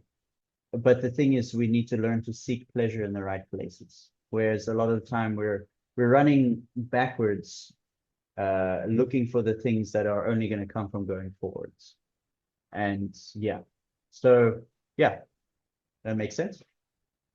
I'm not familiar with Christian or Christian consciousness. I've definitely heard of it, but I Krishna consciousness. Yes. Krishna. Yeah. Okay. So I Krishna feel is like I've heard of that, but it's a Sanskrit name for God, which just means all attractive. So okay. if for example, God is the origin of everything, that means he's the origin of all beauty, all wisdom, all uh, wealth, all Power. renunciation, all power, everything. That means he's got everything. So that makes him very attractive because that's what we want, right? A lot of the time. We want the power, we want the beauty, we want all the knowledge, we want all the fame, we want all the renunciation in the world. And so him being the person that has all of that makes him all attractive. So Krishna is just a name for God, which basically explains who he is. He's all attractive. Yeah. Just like Sarah, you have your name, but people will call you different things. God has many different names, but he's still one person. You're still one person, even though I call you Sarah, your mom calls you daughter, your husband one day will call you wifey, your friends call you bro, sis, whatever they want to say. But you're still Sarah. So God is still one being with many different names and many different paths that all lead back to him. Yeah. And each path has like its No, depth, I get what you're and some go a bit deeper and some stay a bit more shallow, depending on the time, place, and circumstance that he wanted that path to show itself for that particular area or those particular people. Yeah, yeah, because God can do what he wants. I mean, he appeared to, who was it in the Bible as a burning bush? He can do what he wants. He can come as a burning bush and speak to someone if he wants. He is the proprietor of everything. He has got all the powers in the whole world, even beyond this world. So, yeah. No, I love that I can tell where your heart is and that you have a lot of care and a lot of love and I can tell where your intentions are in that. And one thing I'm a little bit curious about because I'm not really familiar with, what you practice. Sure. Um, I'm not sure if you're familiar with hedonism. It's basically the idea that people will pursue pleasure, but basically at any extent. And Yeah. it's sort of it's a practice. And so I was wondering what's kind of the difference between what you're saying is like we all have pleasure and we all seek it out and we all need pleasure. And then someone who takes that and says they have a hedonistic view where they're saying, I want pleasure at any extent. I'll do anything to get pleasure. I'll do it at the expense of other people's well being. Like, what is the thing that makes it different? Is it a higher power? Is it a It's belief God. in something that's more fundamental? Like, Yeah, it's God. okay. Because the people who are um looking for pleasure in the right place will be looking for pleasure in God. So the pleasure comes from serving God, and that means serving other people in a way that brings them closer to God. So basically, God has told us to do certain things in order to come back to Him, or to have a relationship with Him. Just like you as a person, in order you want to have a relationship or someone wants a relationship with you, you're going to have certain things that you look out for, right? Certain things that are just like yeses and certain things that are like big no-nos, you know? It's the same with God. He's a person. So he has yeses and he'll also have nos. And so the no's are oftentimes what the other people are looking for, mistaking it for God's pleasure, the pleasure that he gives us when we serve him. Mhm. Yeah. So there's a pleasure in serving him. Yeah, that And yeah. yeah, and oftentimes that pleasure is fulfillment, it's bliss, it's peace, it's ecstasy, it's joy, it's love, it's compassion for others. You know, it comes in a very high frequency things. Whereas the pleasure, quote unquote, hedonists are looking for and are experiencing, you could sort of twist some of those out of it. You could twist ecstasy out of it. I'm in a state of ecstasy, but all I'm just doing is it's base pleasures. It's very materialistic pleasure. And it can be Yeah. misconstrued. But the thing is, it ends. You know, it ends, and you Mhm. have to get more of it, like an addiction, basically.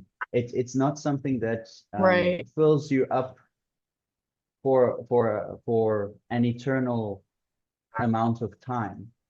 And I'm not saying that when you have a relationship with God, you won't experience sadness, you won't experience despair or separation, but those things are all spiritual in the sense of, like, if I miss God because I'm not right with Him, that's not the same as if if I do something more material. That's like a spiritual missing. That means I want to come closer to God. So I Yeah. figure out ways that I can come closer to Him. And in that's it's so spiritual, because now you're just thinking of ways that you can serve more, or ways that you can get closer to God, which is great. There's nothing wrong with that. You know, there's nothing wrong with Mhm. being quote unquote hedonistic. It's just it's not going to give you what you ultimately want. So it's not that this is right and that's wrong. It's just that this is going to give you what you intrinsically really are needing, if we're coming back to needs. And these things are not going to give you what you need. They're going to just fill you up a little bit, and then you're going to need it again. And then you fill up, and then you need it again. So yeah, there's a difference. Yeah. Um, yeah. I like how you explain that, because I really do believe that it's hard to fulfill your purpose whenever you don't have a connection with some sort of higher power. And I know that we believe in different things. I believe in Jesus, and Yeah. I believe that he is the Well, you only say way. you say you say it's But we different, still but both are rooted in you say it's passion. different, yeah, but it's the same. So I would implore you to use your own philosophy in nonviolent communication to, how do you say, not see your way as being the only way. Isn't that, you said something like that? Yeah, yeah. Yeah, exactly. Yeah, because that's, Christians do that, That's the and I'm not only thing criticizing. that's I'm separate not from NVC criticizing. for me. Yeah, I'm No, not no, criticizing that. I'm just saying that it's sort of limiting to other people and their relationship with God. Yeah. oh So yeah, you can still be a Christian, yeah. and you can still be I know, and very that's open to completely others. different than my NVC stuff. Yeah, Yeah, I yeah, wasn't yeah. even gonna touch on it because it is a bit polarizing. And I So understand that, but I so know you it's were talking something it's about something it's what you something believe. that So it's something that I would, on just a personal note, is something I would implore you to pray about and ask Jesus or God to yeah, help you to find resolution well, in that, um, for your own sake, so you can join NVC and yeah, your spiritual path together. Because it's very hard to do that if there's like these core things that are just polarizing, at least at the moment, you know. Doesn't mean well, it I will I continue also to think be, but that I also think that there are some people that don't believe the same thing as me that will go to heaven. But, and I know that people that are Christian will also resist this idea, but I think that some people aren't given all the evidence they need to believe. And I don't think that that is all the time people's faults. And so I don't think of my God as someone who punishes people for something that is not their fault. Mm. And so I think that he's full of mercy and restorative justice, and he wants to have a connection with these people. And there's some people that know everything and still resist him, but there's some Mm. people that just they need a few more pieces of evidence. They just need a few more things to have a better understanding. And Mm. I don't think that they will be punished for that. You know what I mean? Yeah, I don't believe that uh punishment in the way we were referring to it. Like, I don't believe that God is one who punishes in the sense of what the Bible teaches. So the Bible can be quite Are you talking about the Old Testament or the New Testament? somewhere in the Bible. I haven't read it that in depthly. I know it because my mom's a Christian and I was a Christian to start off with. Um, and in a lot of ways, I still am. I wouldn't say that I'm not a Christian. I believe in Jesus. I believe that he came down here and he spread the message of God like he did in the stories of the Bible. And I believe in a lot of the teachings of what Jesus said. I just have some different views on what he said. Uh, Not different from what he said, but just different to how people interpret it in today's day and age. And Mhm. what was I going to say from that is that You're yeah, talking about so I punishment. yeah, punishment, yes. So for instance, like the belief of heaven and hell, um, I also believe that in my spiritual practice, in my teachings, in my relationship with God, it is spoken about, hell is spoken about. But it's there as a way of correction. Because there are certain things which give you it's like you reap what you sow, right? So there are actions which will give you less than desired outcomes. And so if you keep doing those, then there needs to be corrective measure. Just like in society, if you kill someone, there needs to be a corrective measure. So the same happens on a larger, grander scale, is that if you kill someone, not only you go to prison in this life, but you have to your soul needs atonement uh, on a more spiritual platform. And so there's a place like hell which gives you that, and hopefully after you've gone there, your soul remembers, hey, that wasn't a cool experience. Let me not do it again. But there's no like eternal damnation. Just because you did something bad, you're eternally damned to a certain place. No, because the soul is a part and parcel of God. So God doesn't want his parts and parcels to stay far away from him. Yes, sometimes God takes the role of the father who has to correct the children so they can know right from wrong. Because there are certain things which are wrong and there are certain things which are right. For instance, like killing, it is wrong. It's considered wrong because you are infringing on another soul's existence. And so there needs to be repercussive action taken so that you learn not to do that because it's out of the laws of nature or out of the laws of God. And so anyway, so long story short, is hell is a corrective place. It's like a prison. You go there and you go through your corrective process, and then you get released back so you can make your way back up to God again. Because he wants you to come back to him, not because he wants you. He doesn't punish to keep you in punishment. He punishes you to learn your lesson so you can come back to him, basically. So it's like punishment from a place of love, like a father would a child or a mother would a child. I get what you're saying. Yeah, That makes sense.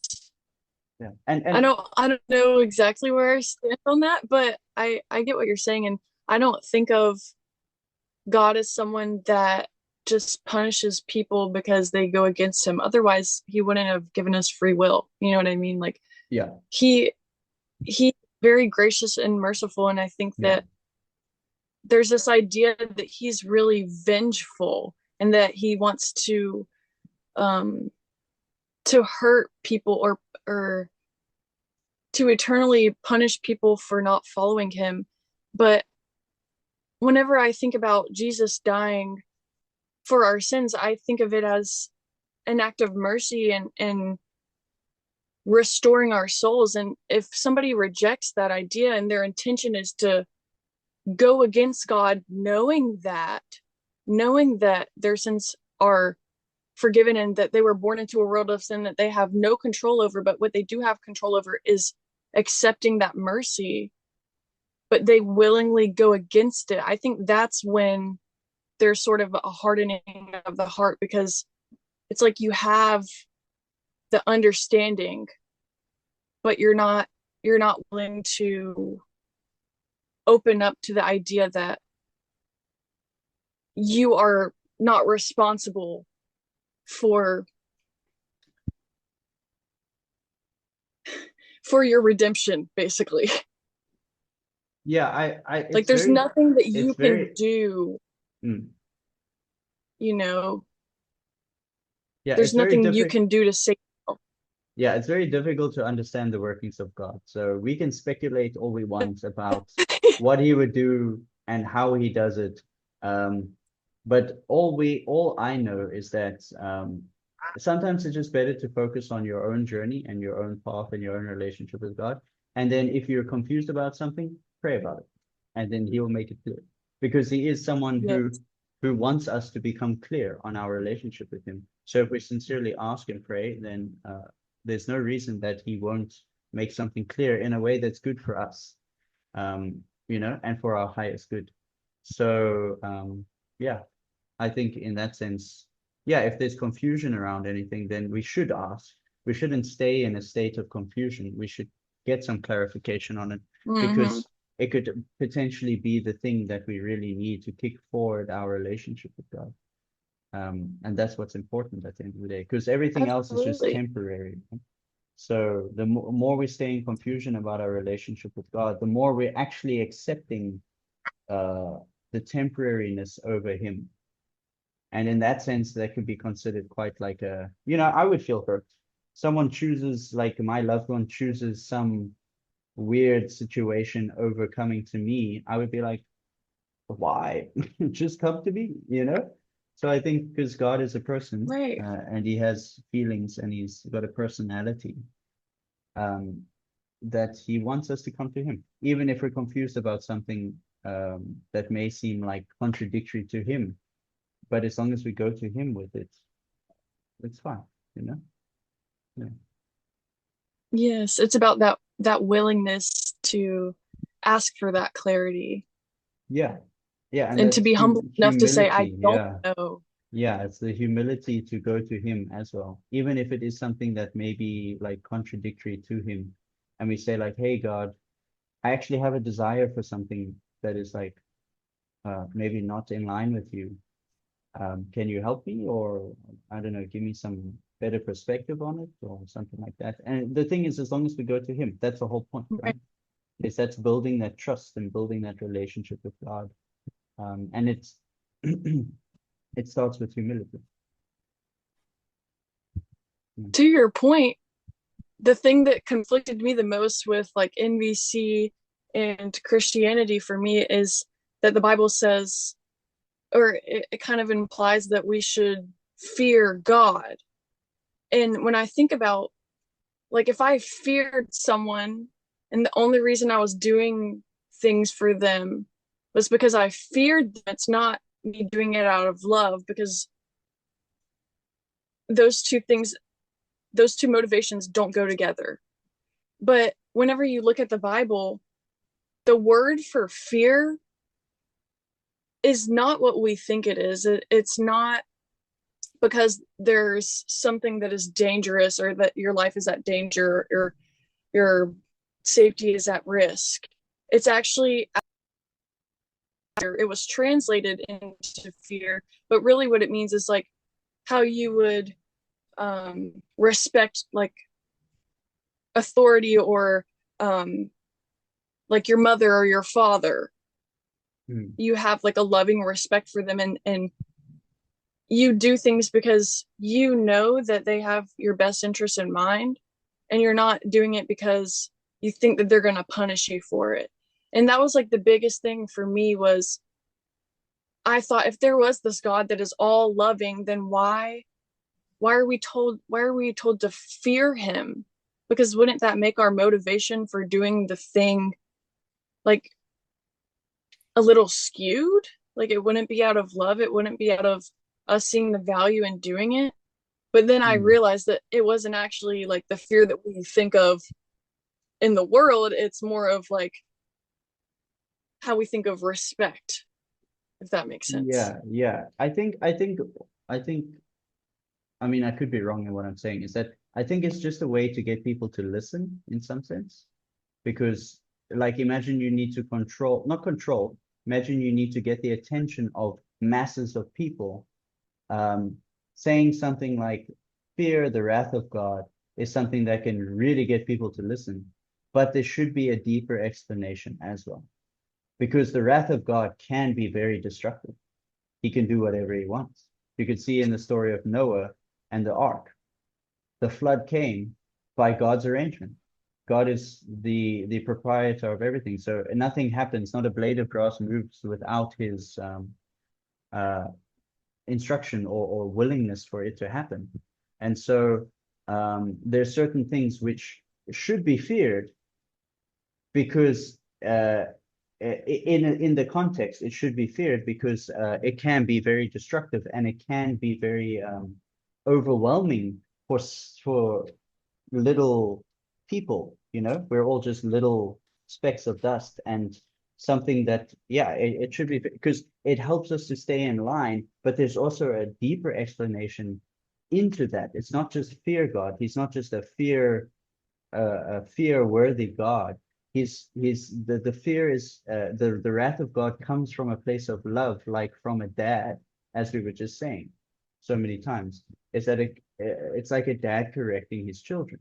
He doesn't correct you to make you feel like you are this worthless piece of nonsense. He corrects you to make you, to humble you, to bring you to a higher state of understanding in your relationship with yourself and with the world around you and with him. So it's bringing you to a space of respect Mm-hmm. because we need to have respect for God. Yeah. And so there will be certain things that happen which shake you to wake you up to that respect. Because it's the respect of God that keeps us in line. Because you won't want to do something like, for instance, if you really respected me, you won't want to do something that you know is going to upset me very detrimentally.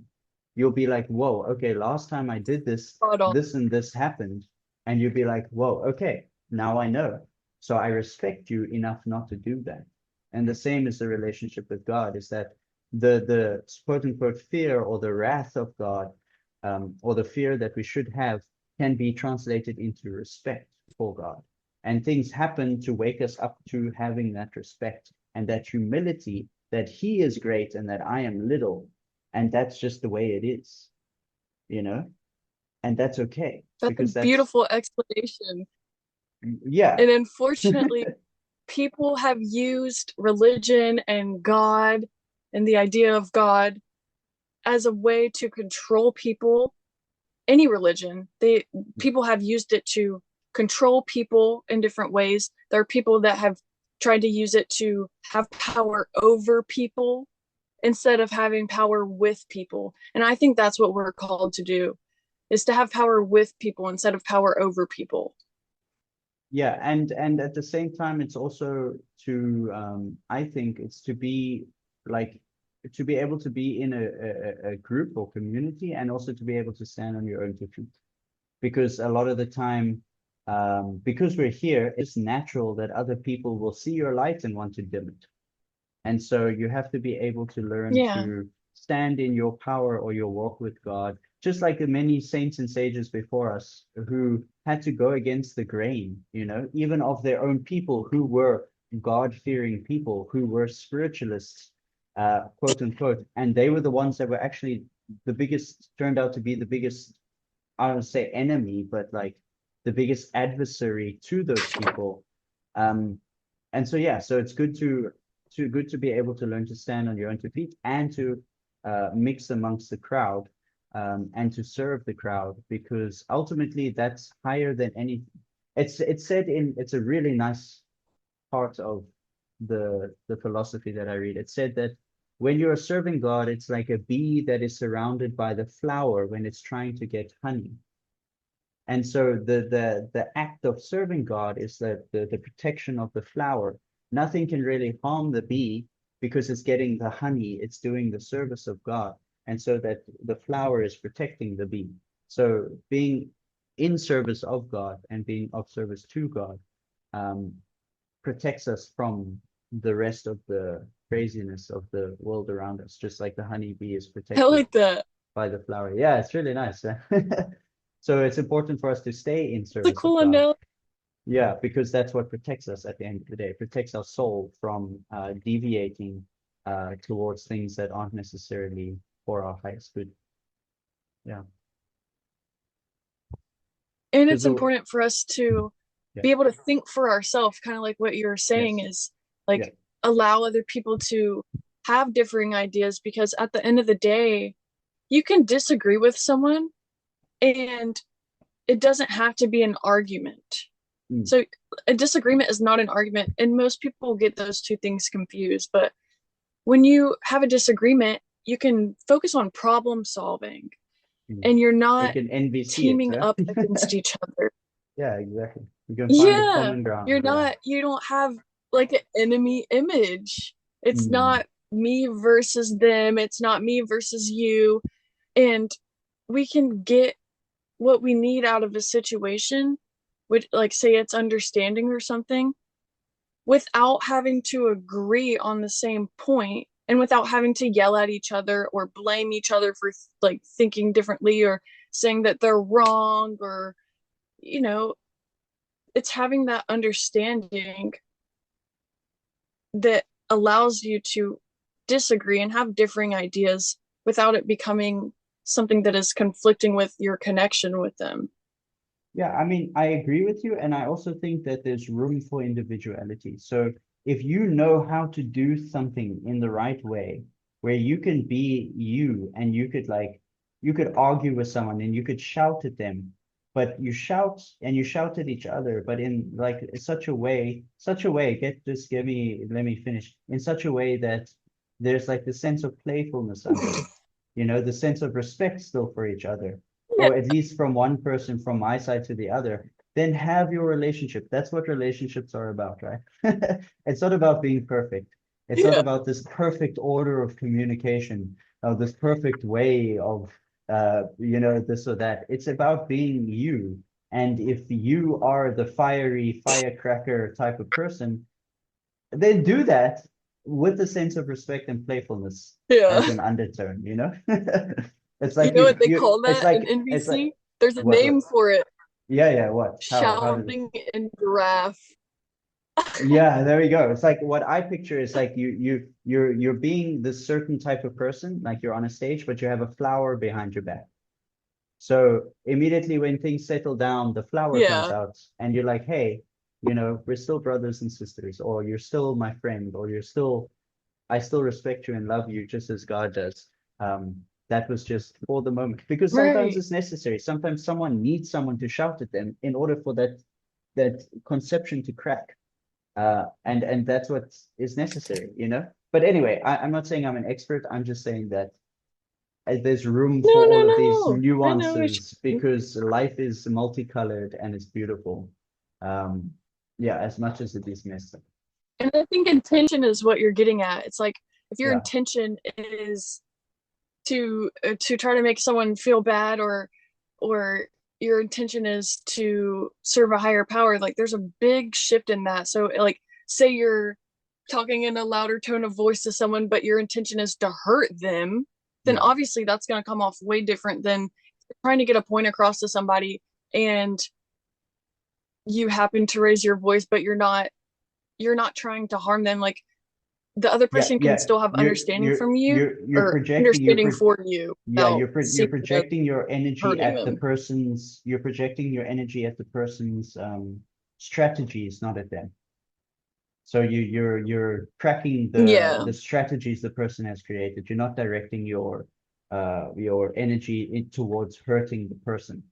Yeah, so there's a difference. Is that you're Right. aware that there's this weird strategy or this misconception or something, and so what you're doing is you're directing your energy at that strategy, not so much, or not at all at the person themselves. So you're not addressing the character. You're not demeaning them or breaking them down. Um, yeah, you're just Yeah. You're you're not trying saying to you're not yeah saying what you did was bad and you're a bad person for doing it. yeah Yeah. yeah exactly exactly. Which the person um in some sense needs, but maybe that's not the best way to do it. Yeah. The strategy is what's the issue, not the person themselves. Yeah. I agree with that. Okay, Sarah. So I So think is this there has been anything else that you're wondering? no, this has been a lovely conversation, and it is getting super late here, so I would love to continue. Maybe we need to do an episode 3 at some point. That would be wonderful. Okay, I'm Um, down. yeah, yeah, I'm I sure we was would not think of expecting more it to things. take this turn. Yeah, maybe. I'm just saying. And I was Let's a see what little happens. hesitant to get into religion. I was a little hesitant to get into religion, but I think because we have different perspectives that people will be able to see it as like these are just two people with differing ideas able to discuss the same topics and come to agreements and disagreements and not try to impose their beliefs on everyone. And I think that the way that we went about it was a healthy way and not trying to like tell everybody you have to do this. Exactly. And I think maybe if anything, it's just a good way to show how to be two God-loving people from different perspectives, which is what God Exactly. wants us to do at Yeah, the end of the day. Love thy I neighbor, love right? So yes. So thank you very much, it. Sarah. I appreciate Exactly. it. Would you like to say anything to close off? If anybody that is watching this or listening to this wants to find Sarah on any of her channels, I will post the links to her Instagram and to your Facebook or I'll do your YouTube. I think you have YouTube and your Instagram. I'll And post I've that read below. some Twitter. I can just give it to you. Yeah, sure. Okay, yeah. So I'll post all of that below if you want to contact Sarah. And yeah, anything you want to say to close If off? there's anything that I had to say to close off would be like just one thing that we didn't touch on, which is if you ever feel an uncomfortable emotion, don't see it as something that is bad. See it as something that is telling you that you're not in touch with your needs. And I promise it will make the biggest difference for you. Something that is not in touch with me. Okay. Okay. Something to It's reflect a on. Yeah. signal that you're Yeah. not in touch with your needs. Oh, it's a signal that you're not in touch with me. Okay. Okay. Okay. So the bad emotion is just Think of it saying, as hey, neutral. yeah, it's like someone coming to you and saying, hey, you need to get in touch with yourself in a certain way. Yeah, you like figure it out. Yeah. Yes. Yeah, basically. Okay. Okay, That was great. one of the most important things I learned at NVC. That's why I wanted to close with that. Okay, that's wonderful. I appreciate that so much. Okay, so thank you very much, Sarah. Thank you everyone for listening. Thank Yeah, you. we will see y'all in the next episode. And yeah, hope you like this chat. Coming And soon. yeah, chat soon and see you soon, everybody. If you have something you want us to talk about, leave it in the comments. Yeah. And if you have any comments or thoughts on what we are saying, also drop that down. And yeah, let's keep the conversation going.